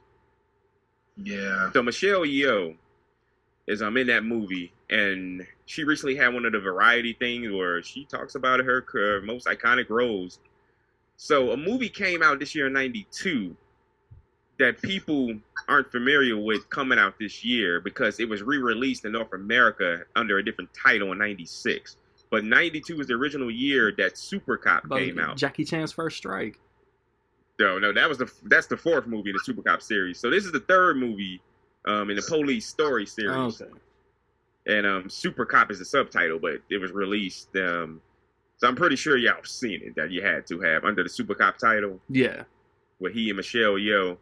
And it's one of both of their like best movies. But definitely check that out. It's really hard to get the original version, the non-English dub, but it doesn't matter. The action is still awesome in whichever version that you watch. It wasn't made by A24. No, A24, your favorite studio. Fuck no. Yeah, but action movie. I'm sorry that I'm hogging this up, but I got to give a shout out to my boy Brandon Lee. He had a movie come out. He was on his way to become a big star. A movie called Rapid Fire. I vaguely remember that. That he and Powers Booth co-starred in this, and it takes place in the wonderful city of Chicago. Brandon Lee plays a young man who witnessed a murder by a mobster, and I think it's one of the last movies of that like hard-nosed 80s style action movie, and it's a very extremely underrated movie. Don't even think it's on Blu-ray. The availability is just like non-existent for it. But yeah, that's it. Let somebody else hop in. Nick, no? No, I don't have anything. Okay, what about, I'm going to name some I and was you only guys 2 pick. years old. Yes. Let's do that. My Cousin Vinny, love. Great. Yeah. No, 92. A Few Good Men, love. Oh yeah, you can't handle the truth, Nick. Yeah, exactly. I was talking about my 3 favorite comedies earlier, and I kind of fell off. And My Cousin Vinny is another one of Yes, all-time love it. Mm-hmm. Love it. comfort movie to me that I can watch. Like, Totally. it's Yeah. so good. I watch it around Christmas, which I know it's not a Christmas movie, and you guys are really strict about that. But like Nick said, perfect comfort movie that I can just throw on, and I know it'll make me happy. Yeah, like every like couple years, there's just certain movies I'm like, dude, I need to watch My Cousin Vinny. Or like Fridays, I'm like, dude, I haven't watched Friday in like a year. I need to watch Friday. Yeah. I love My Cousin Vinny. Anytime I eat grits, which isn't that often, Right. anytime I go to a restaurant and like get breakfast and there's grits, I'm like, I've just never seen a grit before. Like, I'll do the whole thing, and whoever I'm with is like, what are you talking about? There's so many iconic parts like that, and I think something that people don't mention enough is I love the romance between, Vinny and Mona Lisa. They're such a sweet couple. They're very supportive of each other. And when I was reading about A League of Their Own, what's crazy is Marissa wanted to audition, and Joe Pesci was like coaching her to audition for A League of Their Own, but like she couldn't pick up the sport. Yeah, she couldn't pick up the sport, but it's like, oh my God, that's how much they got along during that movie. Like, that really touched me because I love that movie. And they're so far apart in age, it actually doesn't make sense, but somehow it does. They're both good. He came off a little younger than he was. Like, he was probably like in his like late 40s in the early 90s, like when he really hit. That's nuts. And like Marissa was so young. Yeah. You could probably put him in his like mid to late 30s, and I'd have been like, because like Goodfellas, like he and Ray Liotta are supposed to be like the same age, right? And he's like a solid like 10 years older than Ray, maybe more. Somehow it works. I believe that. But yeah, I love Marissa Tomei and My Cousin Vinny. Like, yeah. Talk about, like, oh, what a weird Oscar. I'm like, I loved her in that. She makes that movie. Like, the final, like, the court scene at the end. Yeah. Like, such star quality. Yeah. I love like her clothes, she's so sexy, she's so cute. Like, everything is great. Yeah. That's a movie I quote all the time, and not normies. That's a normie thing. Like, they don't get it. They're like, they're never like, oh, My Cousin Vinny. They're just like, what are you? I'm like, oh, I love it's so good. And they're like, what? When we were still traveling before the pandemic, we were on a family vacation, and I made my brother watch it with me. I was like, you have to watch this with me. He was too young when it came out. But yeah, I always want to watch it. So funny.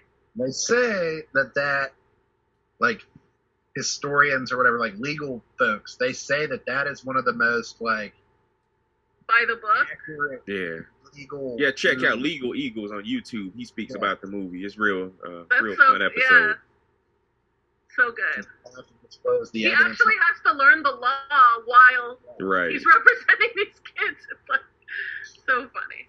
And it was interesting I saw this when I was younger, to see Ralph Macchio not as the Karate Kid.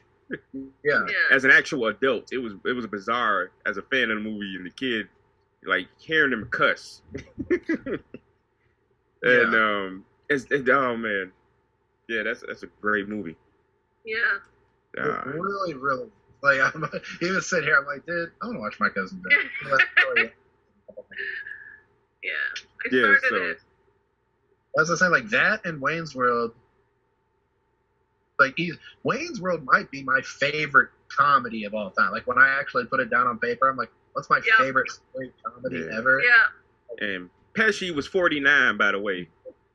And how old was Marissa? Can you 17? 20? No, no, she wasn't like that 30 young. or I think she probably wasn't even 30. 20s. They're so far apart in age, it's crazy. Yeah. And it's nuts how many. This is off topic a little bit, but I think Marissa Tomei starred in like 3 movies with Robert Downey Jr. before Civil War. Yeah. Because they were this year. They were in Chaplin together, 1992. Yeah. Robert Downey Jr. and Marissa Tomei. Great performance, by the way. But Robert Downey Jr. Chaplin has like every 90s actor in that movie. And David Duchovny just randomly is the editor. Yeah. And Dan Aykroyd is the director. Right. Anthony Hopkins, there was a period where Anthony Hopkins just like seemed the same age for like 20 years. Then he just all of a sudden started looking older. Oh man. That's funny. No, but Marissa Tomei was 26. And Joe was 49 in My Cousin Vinny? Yeah. Jeez, they're even farther apart in age than I thought. 94, yeah. She was around 27. That's crazy. Wow. But somehow I really like them together. It's so really funny. buy it. And like she's so out of his league. Like when you actually like that's how it is though. We've seen it. I don't know what it's like in Brooklyn. Maybe it makes sense. Like how did we've seen these people in real life. I know I have. Like how did he get her? And you don't even question that when you watch. You're like, yeah, there they are. I mean, we can use an example of a couple Randy will that's know. always... There's some Adam Sandler movie or something where they're in an Italian restaurant and it's this huge guy with a dainty, you know what I mean, right, Randy? Yeah. You know exactly what I mean, because that's the kind of couple you see in those restaurants, I guess. I guess that's the joke. Maybe it's Big Daddy, right, Randy? It's not coming to me. He goes on a date with an Italian restaurant with someone and he's like, I think the last girl he was with, he ate her, right? Oh man, it's not coming to me. Oh, what is it? Sorry, Randy, but it's gotta be like Big Daddy. It's gotta be when he dates what's her name? Yeah. Chasing Amy. Yeah, that makes sense. Yeah. So there's another, I guess, double year row. Al Pacino. Can y'all name those 2 movies? Scent of a Woman, Hoo-Ah. Mm-hmm. And what's I don't know the the other one. The other one's one of my favorite movies of all time. Nick knows it. I'm gonna pull it out. Glenn Ross. I was gonna say that joking. I should have known. Yeah. That awesome movie. Just you want to hear awesome dialogue everywhere. You know, you got the Baldwin speech. Yeah, everybody does the speech without even realizing they're doing the speech. Like, I really like. Very recently, like my dad loves the SNL thing with Alec Baldwin, like as the elf doing the speech, and like he laughs his ass off at it. And like I made a reference to like, yeah, he's doing his Glengarry speech, and he had no idea what I was talking about. This is funny. I was like, oh my god, you're gonna shit. And so I turned on the speech. And speaking of, but award shows. So Pacino was a double nominee.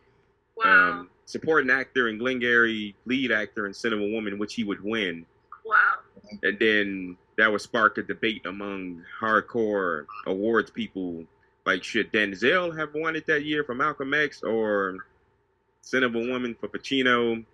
Mm-hmm. That's one of the more talked about, like controversial, yeah. Scent of a Woman, I think Scent of a Woman is a great movie. Yeah, of course. I wouldn't say that. Really good. I would say really good. Good. I'll agree with you on that. I was very entertaining. I think it's a good movie. It's like it's a classic example. It's like Pacino should have had one by then. So they were like, look at this. Very much. Back in the 70s with Godfather. And also nominated twice in the same year. I mean, it was probably so overwhelming. Like you should have got one for one of those Godfathers. probably part 2, and they were like, "We'll drop the ball like 20 years ago. Yeah. Let's give them one for this." And it's one of those sweet spot things, like y'all were saying. Cinema Woman, really good movie with great performances.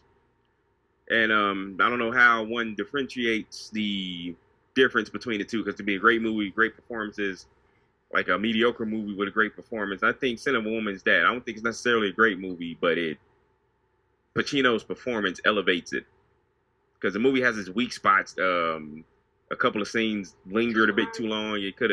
There's a thing or two that you could have dialed back in. But yeah, by the end, I'm like, oh, that's a good movie. I'm just like, I'm into it. I get into it. It's a good movie. Yeah. It's like, Green Book reminded me of Scent of a Woman. I'm like, this works. I'm into it. But it's like, damn it. Like, you're watching it, it's like, I know this is like, this is just not the story that needs to be told right now. But I'm like, look at these actors, look at these performances. Like, you're watching, you're like, everybody's so good. And I'm into it because of them. And then you leave, and it's like, damn it. It's that kind of like Oscar baity type of thing. I do like Cinema Woman, though. I think I watched it as another one that was on when I was young. Like, my parents loved it, and I was like, yes, this is good. This is cinema. It's funny how it became such a like, it went viral back before going viral that he would say hoo-ah, and like that was parodied so many times, and then I watched the movie as an adult, and I feel like he only said it maybe twice or something. Yeah, people. I thought it was like through the whole movie because people keep making fun of it. Because who's Yeah, like, I'm sorry, Nick. So like everybody that does the Pacino like impression does Cinema Woman. Like Frank Caliendo is probably instilled into our heads, because he does a hoo-ah, yeah, ooh. Yeah.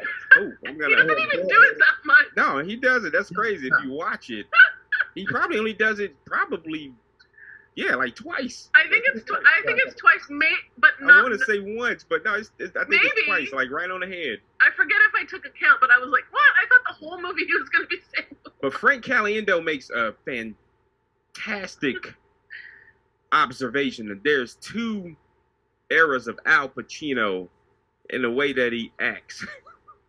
Yeah. Like his performance, and it started was it this that was the barrier between them? Yeah. It started with Cinema Woman and Frank Caliendo. He got his Oscar, and he just decided, like, well, I better ramp up the. And yes, it's that, and just with how he delivers. So before, like Serpico and Godfather 2, it's not. He's a little younger, but I don't even think it has to do with that. And Scarface, because you could use that for an example. Even when he's loud and stuff, he doesn't have the same gruff and like he has in Cinema Woman. Because Frank Caliendo said, like, after Cinema Woman, like, he starts to talk like a Southern black man. He has this thing in his voice, like, hey, oh, and even. He's the only one in Heat that talks like that. Like, yes. Very quiet. Like, okay, yes. And it's crazy, but Frank Caliendo has it down to a science. That's so funny.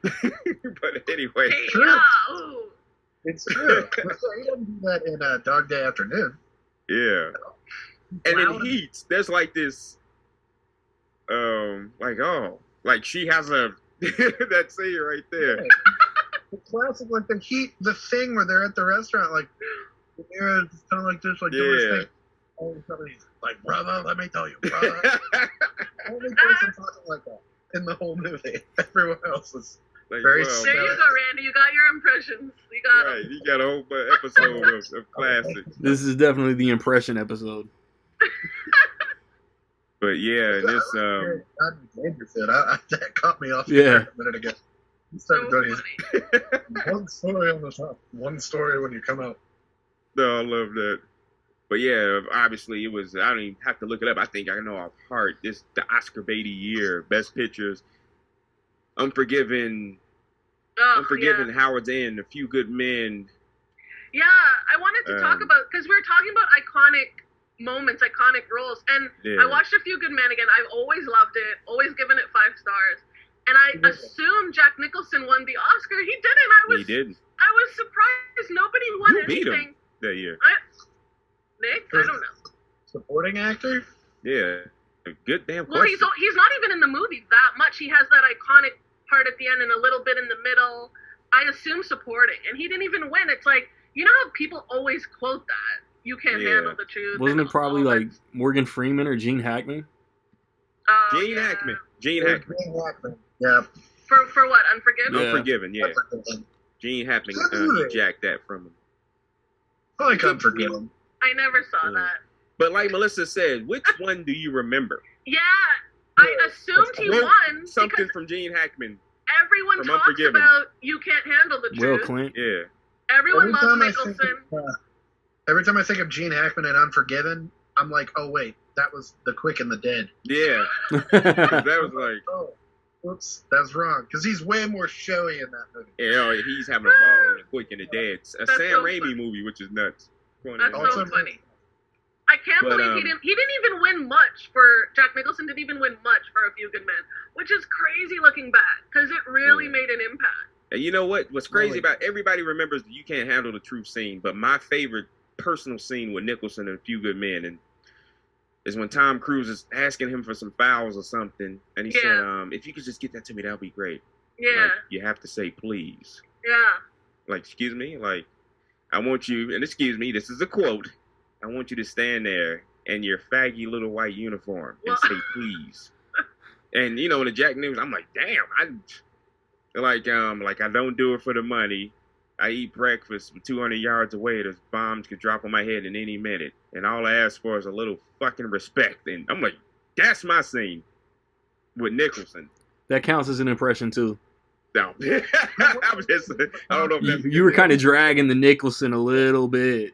Yeah, and he was brand X. But I also was reading about that, and the guy who played the lieutenant, I don't know his name, but he was on trial. He was not even an actor. Is it Rob Reiner, the director? He Yeah. hired him as a location manager, and he's like, I couldn't find anyone for that role. wow. And he asked that guy, have you ever acted before? And he said no. And he's like, well, I can't find anyone for this role, so try and audition for me. So the guy was like, okay, I have to hire an acting coach, and he did. And he got the part. And he was so good in the movie because I went to look up his history. Like, he wasn't an actor. He didn't act in anything before A Few Good Men. It's really good. Why we keep doing this? Like, I should say whatever his happened name. to this actor? James Marshall. Yeah, the other guy. Yeah. I And he read was in what another happened movie to him. this year I read called what happened to him. Gladiator. Yeah, he got really sick, Oh, wow. The But he's Cuba Gooding better Jr. now. Gladiator. but he's fine now. He's okay Oh, now. good, But he got good. really sick, and he actually sued the people who. It's Adderall, and Wow. he sued Adderall because he became bedridden for months and months, and he didn't win, unfortunately. But that's what happened to him. Damn. So the guy that I'm talking Damn, about didn't win. is Wolfgang Bodison. He was really good, and he Mm. wasn't an actor. I've looked that up. That's crazy. And it was really sweet because the acting coach was like, I wasn't the least bit surprised he got it. He was a natural. He was fantastic. It's like, oh, that's such a nice story, you know? It's a very pivotal role, right? Oh, yeah. Yeah, James Marshall, he's really cute. I was like, what happened to that guy? I went and looked up the exact thing. He was one of the good men. Stupid. But And what a hell of a Cuba cast. Gooding Jr. is in it for 5 minutes, and I'm like, hey, that's Jerry Maguire. Tom Cruise and Cuba Gooding Jr. before Jerry Wow. Maguire. And But he was Gladiator. only in it. He was So only they in it were for in a two few movies minutes. of the same year. He's Yeah. James Marshall. I keep forgetting. God, dog, what a hell of a cast. Yeah, Man. there's a lot of people. Noah Wiley, Cuba Gooding Jr., Xander Berkeley, Christopher Guest, Yep. Jason Walsh, so many. Kevin Pollak, Kiefer Sutherland. Kevin Bacon. That's way more than A Few Good Men. So many. Good Every Kevin, Stupid. every Hollywood Kevin is in this somehow. Should have got a lot of good men. Oh, God. I killed And then me. That's such a good movie. there's the character actors, that guy actors, like Xander Berkeley. We probably don't know his name. But there's another one. Walking Dead fans know Xander Yeah. Berkeley's name. He was in Candyman. Yeah. Yeah. He was the Yeah, boyfriend. Terminator 2, Candyman, so many movies. Yeah. More than that, I named two. Your worthless piece of with the dog and Walking Dead, that dude had to block, like, his social media is all private. Oh, wow, really? Walking Dead people, like, hate that dude. Well, he's done his job. Yeah. But at the same time, he's very good into the role that he played on Walking Dead. Oh, man. What a... Gregory. Fuck Gregory. Oh, man. We didn't really talk about Eddie Murphy. Nah. Thank you. Boomerang. I forgot, because I want to say something about him. Yeah. Yeah. Legend. Fuck Eddie Murphy. Damn. I'm just kidding. I'm just kidding. Straight out the gate. Straight out the gate. No, I love Eddie. So is he not a distinguished gentleman because you're so angry at him, Eric? No, he's Eddie Murphy is great. So, Boomerang, his better Classic. movie Yeah. Yeah. from 1992. I wanted a quick word on it. I think it's one of his best movies. I think it is a great movie. Now, it's I don't know how well any of you remember it. I rewatched it this week. Ah, cool. So, It's been a couple hang years. with me on this one. So around the time certain real life events happened, and people take that and inject it into the movie. So Robin Givens was dating Mike Tyson. Whoever knows about that story, whatever. I'm talking about the movie. So people took that and they injected it into the movie at the time, and they painted Robin Givens as the villain in the movie. Now, if you watch the movie, she's not. It's the title. Think about Boomerang. She just does what Marcus is doing to everybody else. Yeah. He Yeah. just flipped the game on him. She's not a bad guy. That's part of his story arc. Yeah. She just He's played the the game on him. I always read about this because when I first saw it as an adult, this is like almost 20 years ago, I was like, Robin Givens is so sexy, Oh, yeah. so hot in this movie. Like, everyone talks about Halle Berry. Yeah, she's cute, but Robin Givens, I really think she's just amazing in Yeah. this movie. Everything. And I always look at her career, like, what happened? And people just hated her because of the whole Mike Tyson thing. I was too Yes, young to it's know really anything unfair. about this. It is unfair. It's so Mhm. fucked up. Like, and people held it so hard against her. But man, she's so beautiful. Like, Yeah. I'm always like, she is the most exciting thing about that movie for me. I don't know what happened. Like, she should have been in 1,000 more movies after that. Yes. And no, so Boomerang, it does something else that you probably saw in a few sitcoms here and there through the 90s that you don't really see anymore today. So around this time, there were a lot of what we call hood movies coming out, right? So Boys in the Hood, year before, next year you have Menace to Society, all these movies that depict certain areas of California, yeah, right? Both of the movies. South Central and Crenshaw and all this. I'm not mistaken. Yeah, and the movie, actual movie. Thanks, Nick. South Central. So So now Boomerang does something. It depicts something that a lot of people didn't see at the time. Black professionals from the lowest level to the highest level, from Chris Rock, the mailboy, to Marcus Graham in his position, to Robin Givens, who would be above Even him. higher, yeah. And, Eartha Kitt, the face of the company. You have the director, who was a pervert, but that was funny.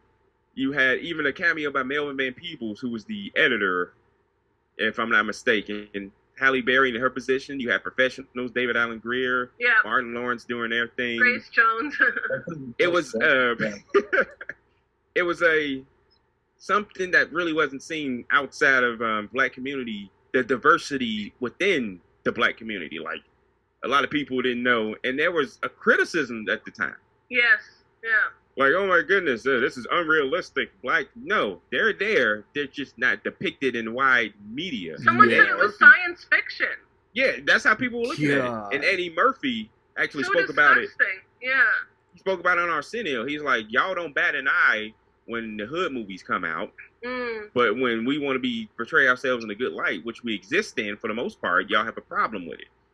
And it's the reviews always shock me when I go over and look at how was this movie received, because I was so knocked out by it when I watched it. It was 2008.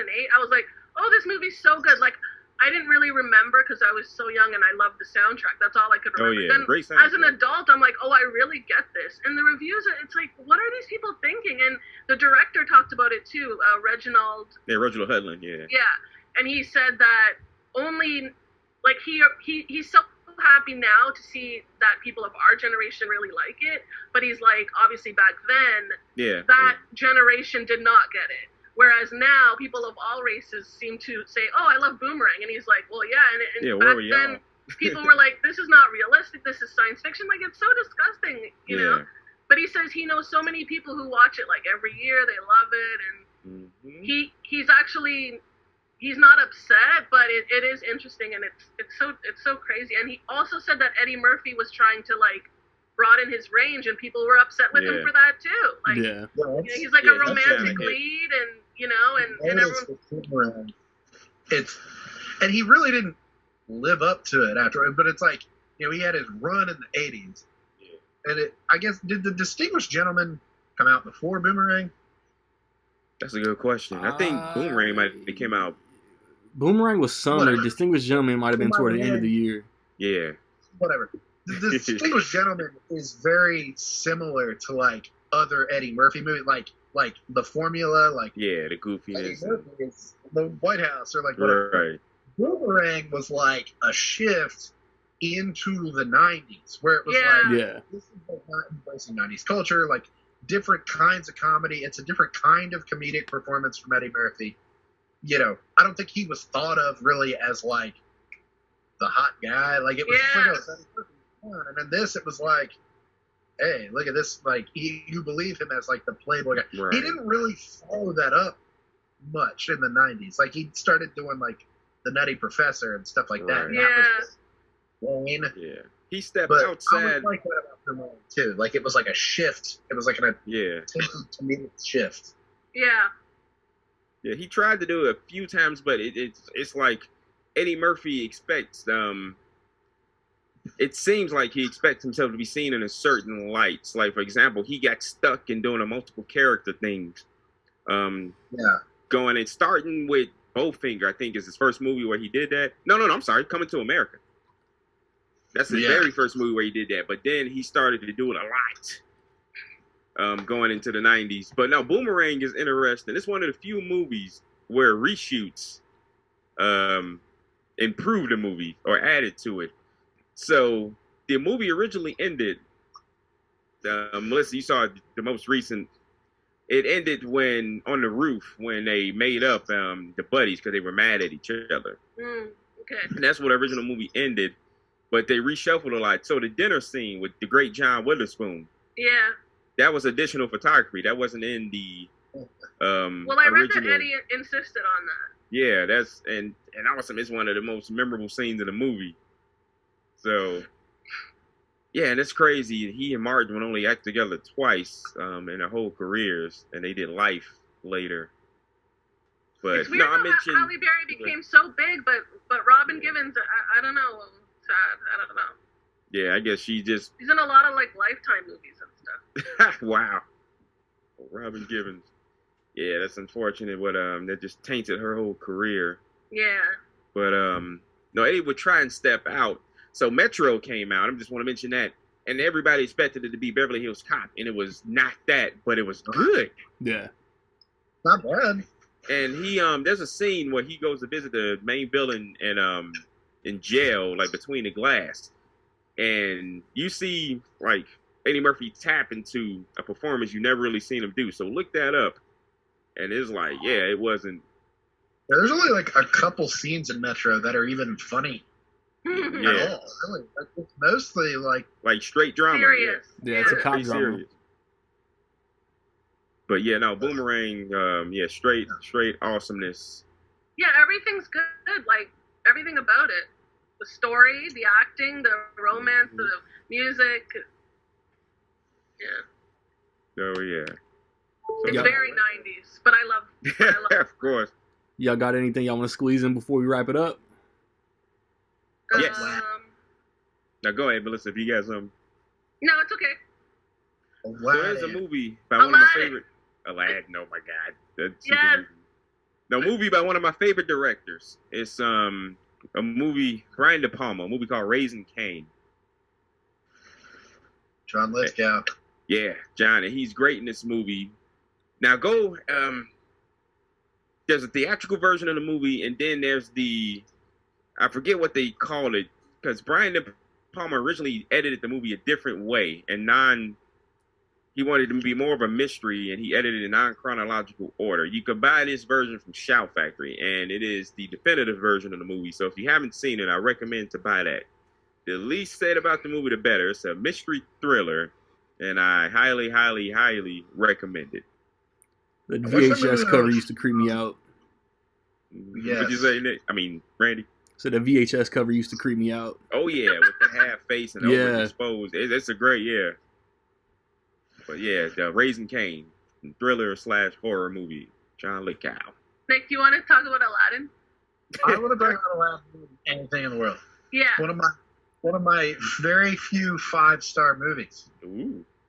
Aladdin. Yes. We all know Correct. Nick is stingy with them 5 Yeah, stars. I want Nick to make a letterbox list of all his 5s, but there'd be like 3 movies. It'd be like 5 movies. I want to know too. I'm down. The thing is, they're mostly animated. And it's not really about choice, but it's like Beauty and the Beast. That's a 5-star movie to me. Like Toy Story, like 1, 2, and 3. Like I'm like, that's a 5-star movies. Finding Nemo, 5 stars. Sorry, like there's just not that many. But It's Aladdin is like the best. Aladdin is an easy 5-star for me. I always used to say, they're like, what's the best Disney movie? I'm like, their best one is probably Beauty and the Beast. But my favorite one is Aladdin. Like the one I would rather watch and pretend to be was Aladdin. I used to shit. Like I had the pants. I had a monkey. I had a boo, like a dog that like had Velcro hands, and I would put them around my neck and walk around. What are we getting into today? What are we getting into today? Wow, I thought I loved the movie. Everything about Aladdin is good. The animation, 30 years later, is still like the best. The music is amazing. I think all the voice actors, like Robin Williams, obviously, but like all of the voice actors, like you can't hear those characters without those specific. You're right. Yeah, it's like Princess Jasmine. She has a very like, it's not just some chick playing her. It's like she has that very specific voice, and it so fits what they do. And I'm like, how do they find that girl to do that voice? Yeah, and Jafar was such a big part of it. And the funny thing is about the remake, the 2019, I do like it a lot. But Jafar was like so nothing compared to the 1992. Like, you gotta make that character a big thing. Like, you gotta make it the villain. Like, come on, like, let's go crazy with it. This is Disney. Like, why are we holding back and being muted with the villain? Come on, like, there's so many things that make it a classic. He might be the best, like, Disney villain.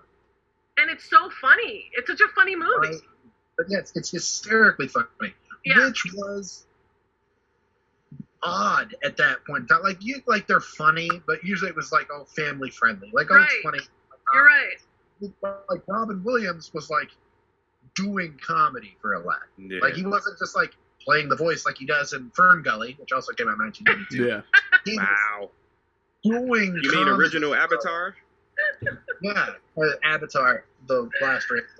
Hey, bro, we got like 3 minutes left. Y'all trying to start another 20-minute conversation? Go. Dude, yes. But Aladdin, Aladdin. Yeah. It is. It's the best movie of 1992. Yeah, that's my number one for 92. nice. Drop a comment. Let us know what movies y'all like in 1992. Tell us what we missed. It's gang of shit we didn't fucking even mention. So yeah, I'm gonna come back, finish the episode. A Whole New World, best Disney song ever. 2 weeks from now is most likely gonna be Multiverse of Madness reactions. It's Rec League Podcast.